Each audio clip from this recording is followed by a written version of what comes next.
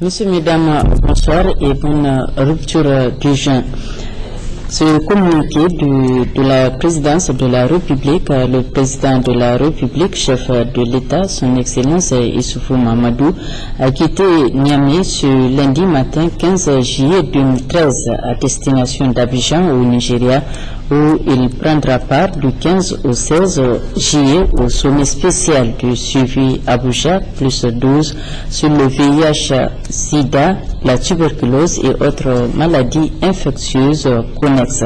Le chef de l'État est accompagné dans ce déplacement, notamment de Bazoum Mohamed, ministre d'État, ministre des Affaires étrangères, de la coopération, de l'intégration africaine et des Nigériens à l'extérieur, et M. Soumana Sanda, ministre de la Santé publique, Al-Kasha Al-Hadda, directeur de cabinet adjoint du président de la République, Mansour Dado, ambassadeur du Niger auprès de la République fédérale du Nigeria. À l'issue de ce sommet, le président de la République prendra part dans la capitale fédérale du Nigeria à la 43e session ordinaire de la conférence des chefs d'État et de gouvernement de la CEDEAO du 17 au 8 juillet 2013.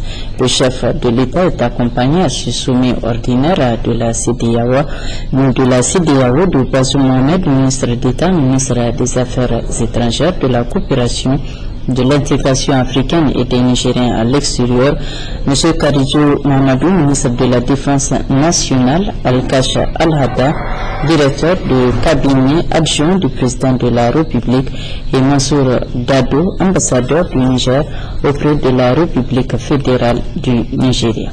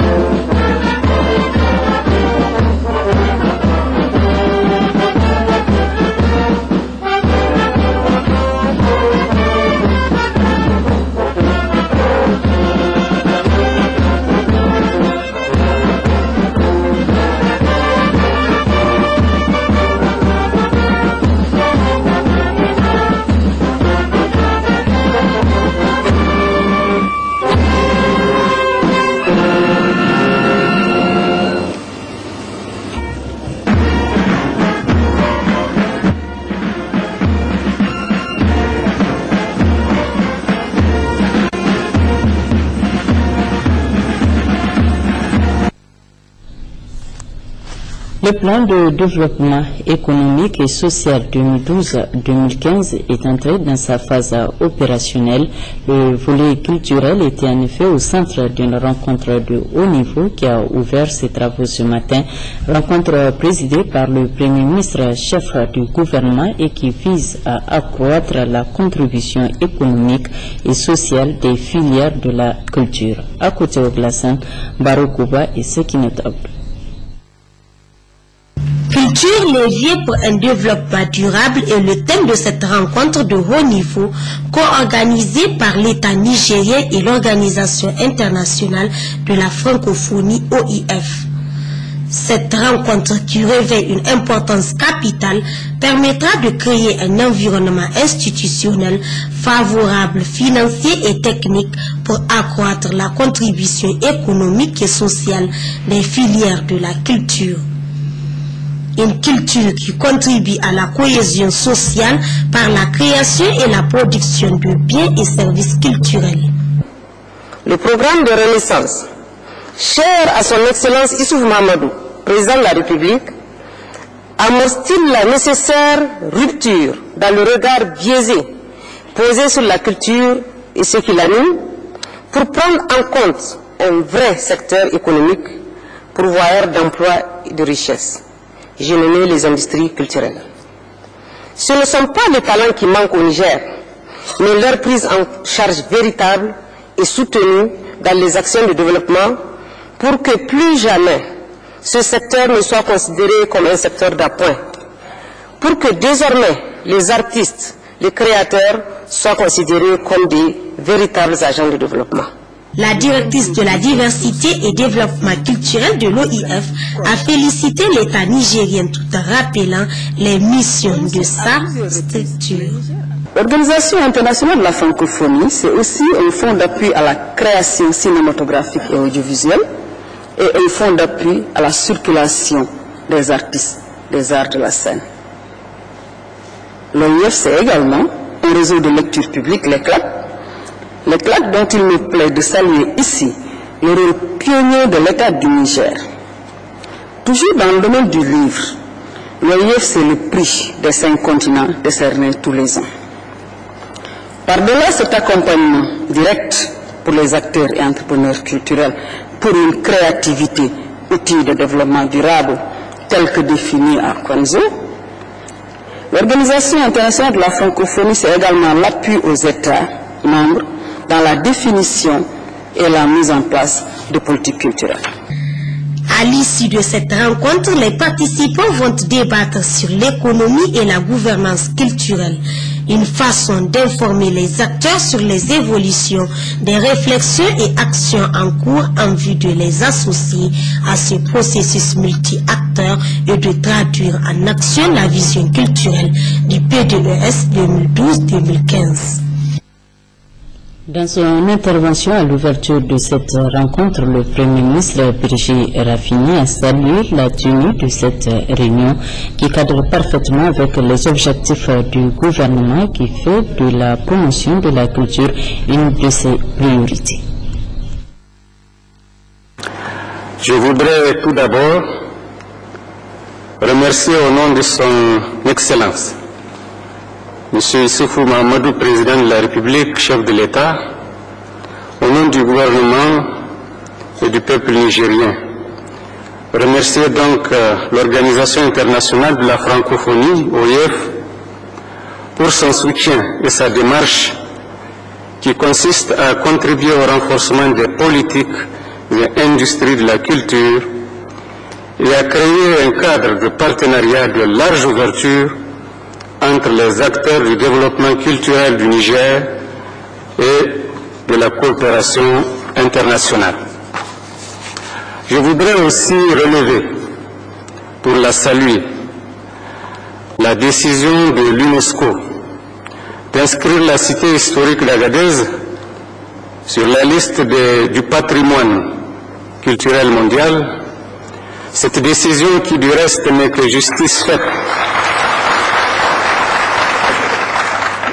Cette décision qui, du reste, n'est que justice faite à cette cité historique, donnera, j'en suis certain, un coup d'accélérateur au développement socio-culturel et touristique de la ville d'Agadez. Il vous appartient, hommes et femmes de culture, de faire des propositions pertinentes au gouvernement pour qu'en rapport avec l'UNESCO, nous élaborions une feuille de route permettant de drainer des ressources à même de nous aider à la restauration de la vieille ville d'Agadez. Mesdames et messieurs, le XXIe siècle se caractérise par une transition vers une société dans laquelle les savoirs et les œuvres de l'esprit sont source de richesse et de production des biens culturels pouvant contribuer de manière substantielle à l'essor économique. Le monde actuel passe d'une économie essentiellement fondée sur les matières premières et l'énergie à une économie où la culture et l'éducation constituent des leviers de développement durable. Dans ce contexte, la culture constitue un enjeu majeur au cœur du développement social et économique du pays, étant à la fois une source d'épanouissement pour toutes les composantes de la population, un rempart pour la préservation de l'identité collective, un creuset pour la créativité et un facteur de dynamique économique et de création d'emplois nouveaux. Mesdames et messieurs, honorables invités, chers participants, comme vous le constatez, les préoccupations autour de la problématique de la culture avaient été centrées sur le développement et l'identité des peuples, Aujourd'hui, nous voulons y ajouter la dimension économique, mais aussi la capacité de la culture et des arts à renforcer la cohésion sociale dans notre pays. C'est pourquoi votre rencontre, qui a le privilège de rassembler les personnalités de haut niveau, a pour thème principal culture, levier pour un développement durable, afin de créer les conditions nécessaires à l'émergence de véritables industries culturelles et créatives au Niger. Mesdames et messieurs, à la lumière de nos valeurs propres et de nos aspirations nationales, nous avons au Niger jeté les bases d'une réflexion profonde autour de la culture. C'est ainsi qu'en 1985 s'est tenue une importante rencontre à Tillabéri, regroupant tous les acteurs culturels sur la définition d'une politique culturelle nationale. En 2004, l'Organisation des États généraux de la culture a permis l'élaboration d'une loi d'orientation relative au secteur culturel. Cette loi d'orientation consacre, entre autres, la création de plusieurs structures concurrentes au développement du secteur culturel. Il s'agit notamment du Fonds de développement de la culture et des arts, de l'Institut national des arts et de la culture, du Centre national de la cinématographie au Niger, de l'Agence de promotion des entreprises et industries culturelles au Niger. Conscient de la richesse du patrimoine culturel dont regorge notre pays, le Niger, et en plus des engagements internationaux souscrits par notre pays sur la culture, les pouvoirs publics ont construit leur vision de la culture en adoptant une déclaration de politique culturelle nationale. Ainsi, dans la déclaration de politique générale présentée devant l'Assemblée nationale, j'affirmais pour le secteur de la culture, des arts et des loisirs que le gouvernement encouragera le secteur privé à investir dans la création artistique et la production cinématographique. Le gouvernement, conscient de l'apport inestimable de la culture dans l'économie, ne ménage aucun effort pour créer les instruments nécessaires et pour les rendre opérationnels. C'est dans cette perspective qu'en relation avec les partenaires techniques et financiers, nous avons élaboré et adopté le plan de développement économique et social qui montre la détermination de notre gouvernement à œuvrer à la structuration du secteur culturel et de ses industries.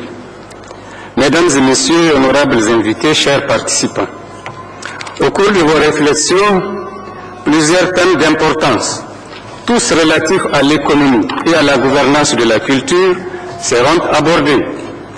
Il s'agit pour nous de créer les conditions les meilleures pour l'épanouissement de la culture nigérienne et de ses différentes filières afin qu'elles contribuent au développement national. Il s'agit aussi de prendre en charge notre patrimoine culturel, de l'améliorer, de produire et de commercialiser des produits culturels de qualité afin de développer un secteur aux effets d'entraînement indiscutables sur la croissance économique.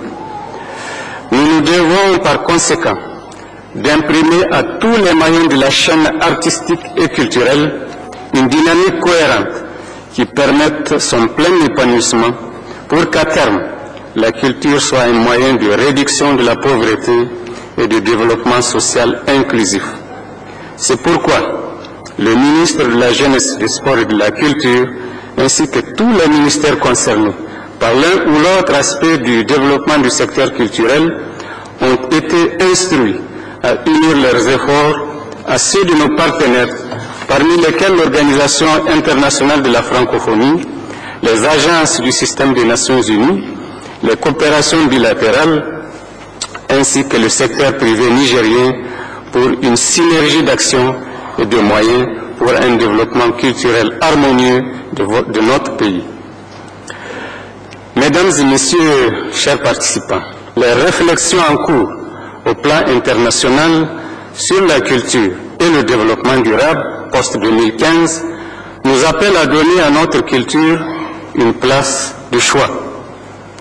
C'est pourquoi nous attendons avec impatience les résultats de vos réflexions. En souhaitant plein succès à vos travaux, je déclare ouverte la réunion de haut niveau sur le thème culture, levier pour un développement durable. Je vous remercie de votre aimable attention. Suite à la décision favorable à l'État du Niger dans le jugement en référé qu'il a intenté contre le Saint-Pamine, le Ben Saint-Pamine informe tous les militants de la suspension de la grève prévue pour les 16, 17 et 18 juillet 2013. Par conséquent, il les invite à être présents sur leur lieu de travail à partir de 8 heures.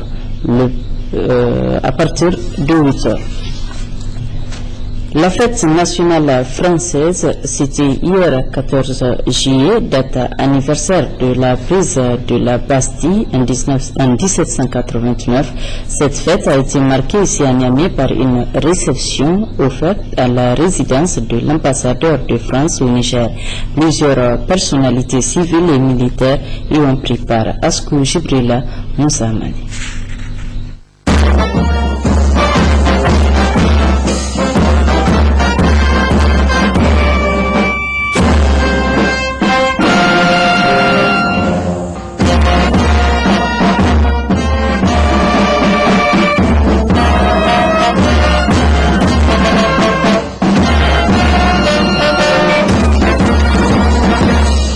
C'est par ces hymnes nationaux nigériens et français qu'a débuté cette cérémonie à la résidence de l'ambassadeur de France au Niger.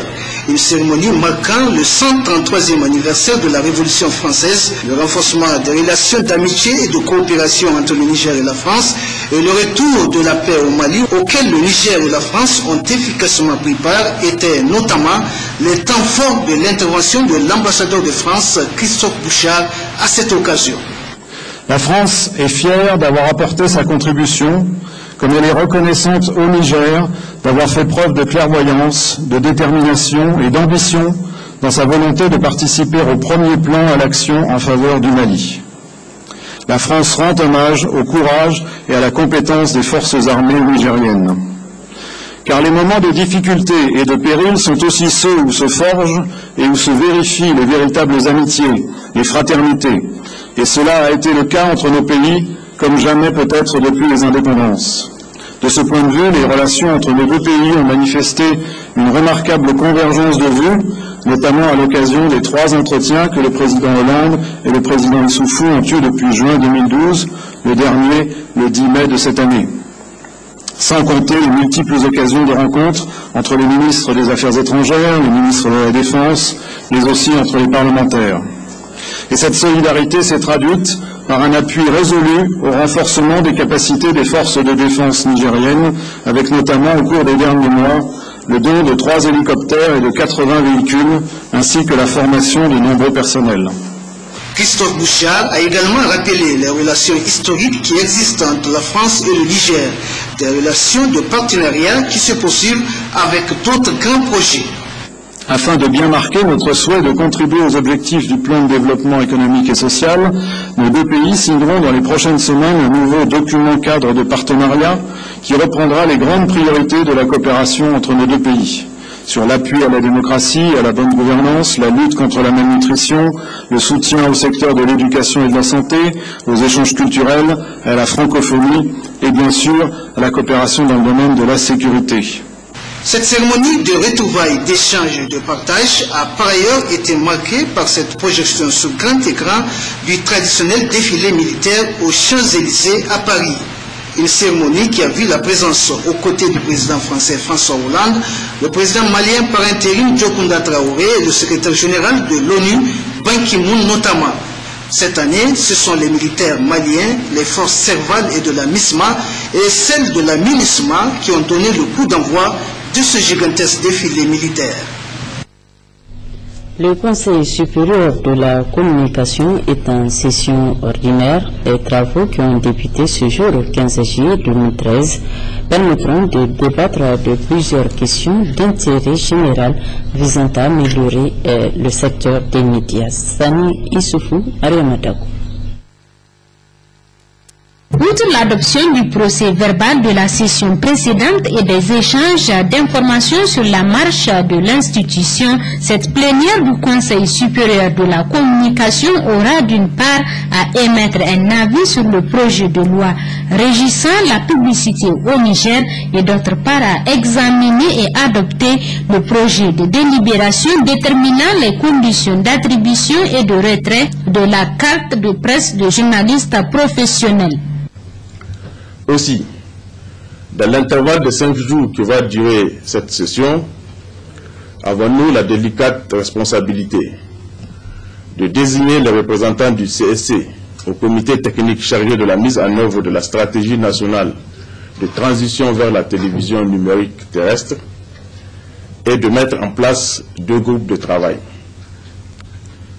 Le premier groupe de travail aura pour mandat d'examiner les dossiers de candidature au conseil de presse.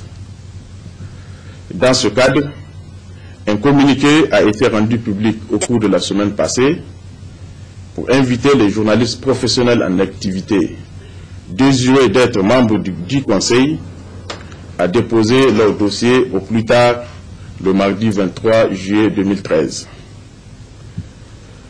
Le deuxième groupe de travail aura pour tâche d'élaborer le projet de budget de la 7e conférence des instances de régulation de la communication d'Afrique, communément appelée CERCAF, que le Niger va accueillir, Inch'Allah, à la fin du mois de novembre 2013.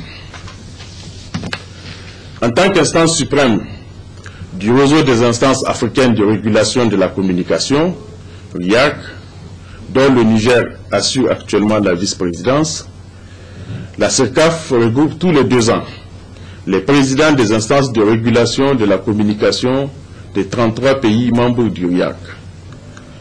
Au cours de cette session, nous allons adopter la délibération fixant les conditions de délivrance, de renouvellement et de retrait de la carte de presse.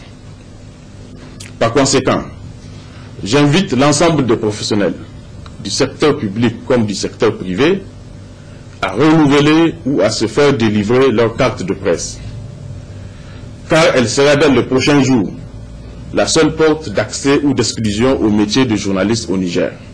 Il faut préciser que cette session ordinaire du Conseil supérieur de la communication au titre du mois de juillet 2013 aura également à mettre en place le Conseil de presse, cet organe consultatif qui aura, entre autres missions, de veiller au respect de la charte de journalistes professionnels du Niger, de relever tout manquement à la déontologie et d'auditionner les responsables des organes de presse ou les journalistes dans le cadre du traitement des plaintes ou des saisines d'office. D'une réunion à une autre, celle cette fois-ci de la Commission nationale des droits de l'homme avec les centrales syndicales et les syndicats non affiliés. Il s'agit là de faire des propositions en vue d'alimenter les plans stratégiques 2013-2017. Askou Jibrila, Salamatou, Mouman Rabiou. Cette réunion entre dans le cadre de la série de rencontres que la Commission nationale des droits de l'homme CNDH a initiée avec les ordres légitimes de la société, des centrales syndicales, des associations et organisations non gouvernementales et de la société civile. Il s'agit d'une réunion de prise de contact, mais également une réunion pour permettre à ces syndicats de nous faire des propositions en vue d'alimenter le plan stratégique que nous sommes en train de préparer pour 2013-2017. Ce plan stratégique nous permettra donc de mener des actions en vue donc de la défense et de la promotion des droits humains dans notre pays. Donc il nous a paru nécessaire, avant d'élaborer ce plan, de recueillir les points de vue, les propositions des syndicats, de la société civile, de manière générale de nos partenaires avec lesquels nous travaillons. Donc c'était l'objet de cette rencontre ce matin-là. Le porte-parole de la CNDH s'est réjoui des résultats intéressants auxquels ils sont parvenus. Il a également indiqué qu'ils ont atteint leur objectif et que la commission reste ouverte à toutes les autres propositions. La gestion de la sécurité aux frontières et la prolifération des armes légères et de petit calibre, de thématiques au centre d'un atelier de renforcement de capacité. C'est en effet ce matin que les travaux se sont ouverts animés sous la présidence du ministre d'État, ministre de l'Intérieur, Abdoulabo Hadiza Midine, Moudachir Ouma Jamila. Ils sont une soixantaine de participants, agents de forces de défense et de sécurité et acteurs de la société civile de l'espace CEDEAO à suivre ces formations. Des formations axées sur la gestion de la sécurité aux frontières et sous la prolifération des armes légères et de petit calibre dans le Sahel. Objectif, renforcer les capacités des participants de la lutte contre l'insécurité. En effet, le Sahel connaît aujourd'hui une situation sécuritaire sans précédent qui nécessite une réponse appropriée. Aussi, le présent atelier qui a pour thème le trafic d'armes dans le Sahel a pour but de mieux vous éclairer sur le phénomène du trafic des armes, aussi bien dans ses causes, ses manifestations que ses conséquences sur les populations et l'économie de nos États. Ces travaux se tiennent à un moment où la situation de la paix et de la sécurité au Sahel est préoccupante. La situation de paix et de la sécurité en Afrique de l'Ouest continue d'attirer l'attention de la communauté internationale, en particulier avec les événements récents au Mali. Au cours des dernières décennies, la région a été en proie à différents niveaux de conflits dans presque tous les pays de la région. Alors que les institutions internationales, régionales et nationales bataillent pour faire face aux effets de ces conflits, les menaces nouvelles et émergentes remettent en question les ressources déjà surexploitées de la capacité de l'État et les acteurs non étatiques à répondre à ces menaces. Le contexte sous-régional marqué par une situation d'insécurité favorise la circulation des armes illicites.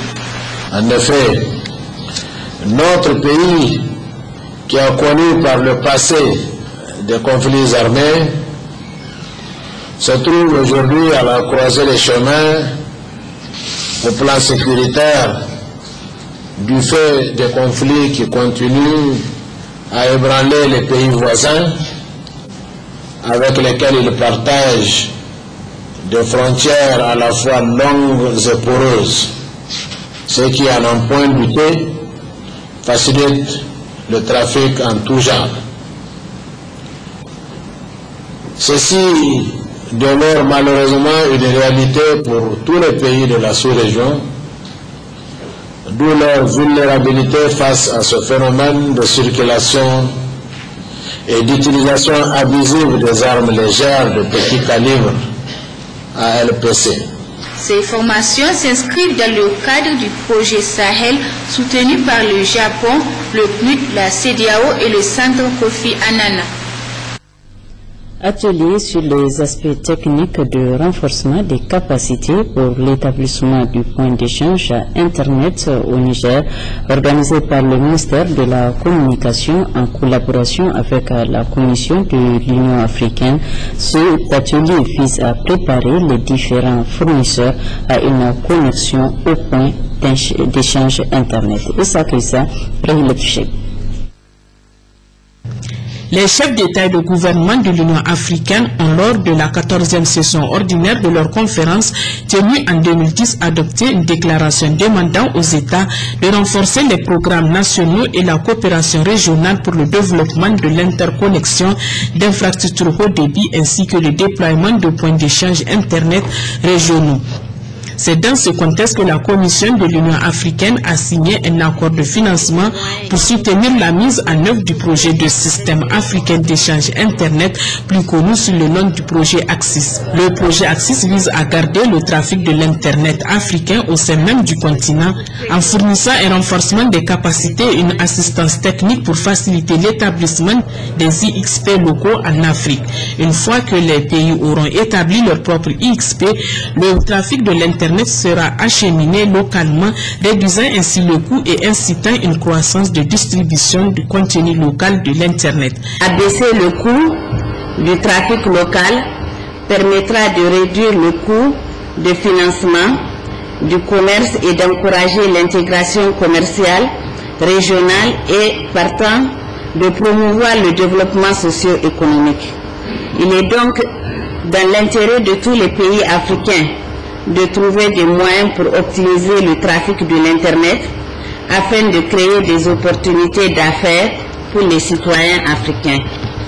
Le ministre de la Communication et des Nouvelles Technologies de l'Information a pour sa part salué l'organisation de cet atelier. Je relève avec satisfaction que l'organisation de cet atelier sur la problématique aussi importante que celle de la mise en place de points d'échange Internet, infrastructures technologiques qui facilitent l'échange du trafic Internet au niveau national, cadre parfaitement avec les objectifs poursuivis par le gouvernement de la République dans la politique sectorielle des télécommunications adoptée le 12 avril 2013.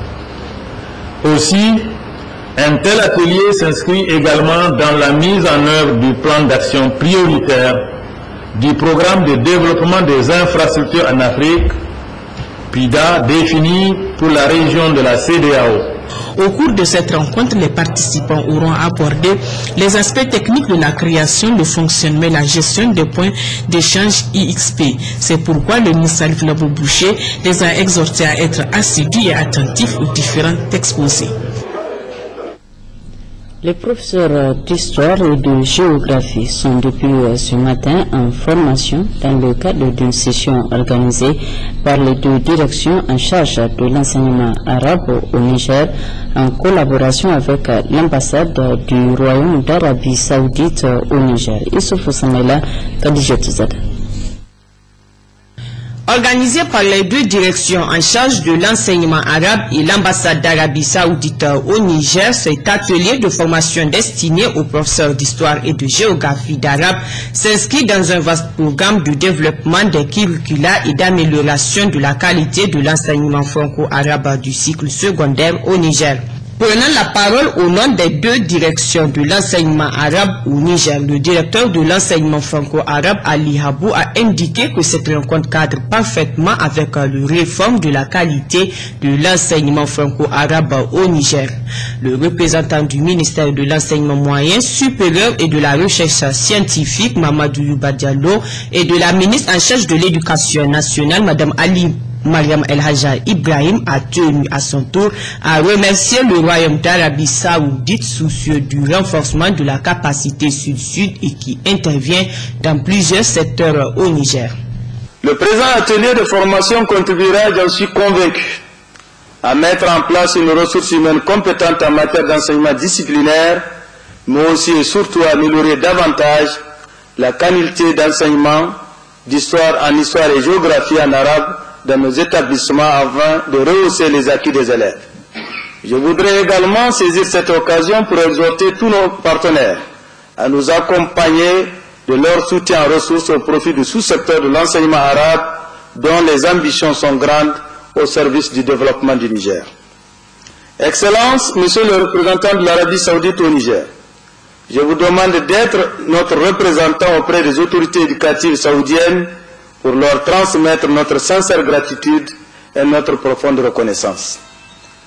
Le ministère des Enseignements moyens supérieurs de la recherche scientifique et le ministère de l'Éducation nationale, de l'alphabétisation et de la promotion de langue nationale, conformément aux orientations du président de la République, son Excellence Issoufou Mahamadou, œuvreront inlassablement pour le développement du sous-secteur qui est un maillon essentiel de notre système éducatif.